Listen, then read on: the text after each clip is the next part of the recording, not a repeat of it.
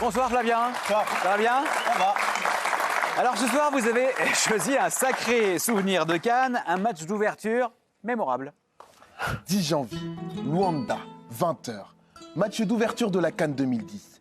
Pays organisateur, l'Angola accueille le Mali. L'Aigle, c'est l'éternel outsider, l'élève doué, plein de promesses, mais qui peut mieux faire. Il nous rend fiers, on l'aime, mais on est si souvent frustré à la remise des récompenses. Cette soirée restera dans les mémoires. Scénario du match exceptionnel, mais aussi première rencontre depuis l'attaque subie 2 jours plus tôt par les joueurs togolais sur la route de Cabinda. Néanmoins, l'heure est à la fête dans le stade du 11 novembre. 45 000 spectateurs. Le pays organise sa première Coupe d'Afrique. Convalescents, les tauliers des Aigles, Keita et Sissoko, sont sur le banc. Favori, le Mali doit se méfier. Mais on le sait, l'élève trop sûr de lui en général ne respecte pas les consignes. Il est but, c'est le premier but. Et c'est le malin, Flavio, il est pas grand. Il est interdit de commettre 2 fois la même erreur. Et pourtant, Flavio, 1m75, encore de la tête, mais les géants maliens à terre, il double la mise. L'événement, l'attente, le stress, l'étudiant peut passer parfois à côté. D'accord, mais il se ressaisit. Eh bien, il faut croire que le Mali ne connaît pas sa leçon. Au retour des vestiaires, les têtes de classe se rebiffent. Seydou Keita, l'un des délégués, a fait son entrée. Mais malgré les belles promesses, 0. Les fautes persistent. 67e minute, penalty. 3e but angolais. Au coin. Oui, l'appréciation est sévère, mais on parle du Mali, triple demi-finaliste de la Cannes, médaillé d'argent en 72. Diarra, Keita, Kanouté, 3 des meilleurs joueurs africains, mais aussi 3 stars du football européen. Tous ces surdoués, humiliés par une équipe qui n'a gagné que 2 matchs en 1 an et demi. Et ce n'est pas fini. Et c'est bien fait. Il va rentrer dans la surface et c'est ici, il y a un autre penalty. Ah, c'est pas possible. 4-0. Notre pied parfait.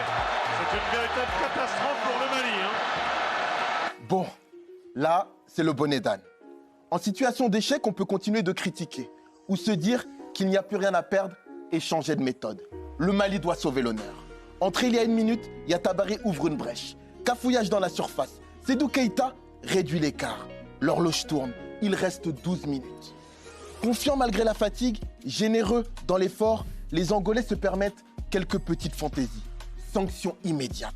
Frédéric Kanouté s'élève dans les airs. 4-2, fin du temps réglementaire. Parfois, s'il est de bonne humeur, le professeur peut laisser un peu de temps supplémentaire pour terminer 1 ou 2 phrases. L'arbitre accorde 4 minutes au Mali. 4 petites minutes. On ne sait jamais. Allez, on ouvre à droite.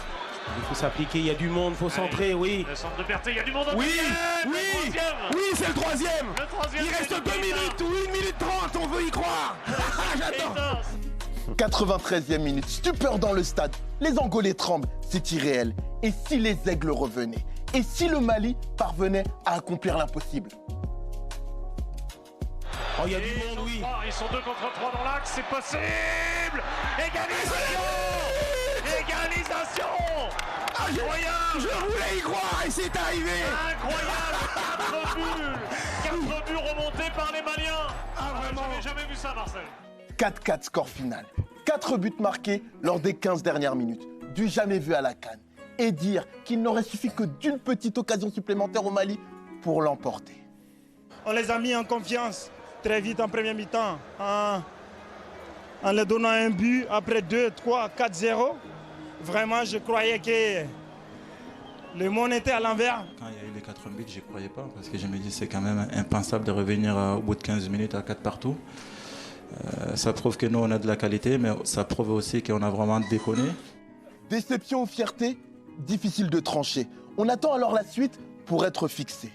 Mais quand on a autant de potentiel, pourquoi toujours attendre la dernière minute pour se mettre au travail? Malheureusement, les Aigles, battus par l'Algérie, ne passeront même pas le premier tour. Recalés. Merci beaucoup Flavien pour cette belle histoire, ce souvenir de Cannes et ce match mémorable. Effectivement,